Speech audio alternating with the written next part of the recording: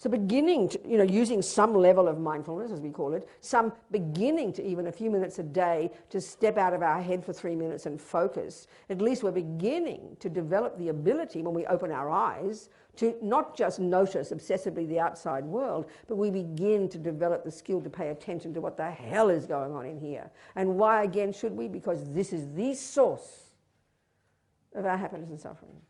This is the Buddha's point. It's not just maybe the mind plays a role. For the Buddha, it's crystal clear, and his entire philosophy, psychology, metaphysics, entire path to enlightenment is dependent upon this truth. And if we can prove Buddha's wrong, then the whole of Buddhism collapses into a heap of absurdity. What goes on in our mind is the source, the main source of our happiness and suffering. So these words are not complicated, but it's exactly the opposite, is it not, of our modern world, of what we intuitively feel, and indeed what we reinforce and have codified in our science and in our psychology. That the outside world is the main source of our happiness and suffering. That's why we spend our attention on it, isn't it? Since the time we wake up until the time we go to sleep. So to do this job of beginning to pay attention to here, not just sort of spacey mindfulness for a few minutes and feeling nice. No, in a much more rigorous, clear, precise way, beginning to investigate what is going on inside here, and then learning to identify.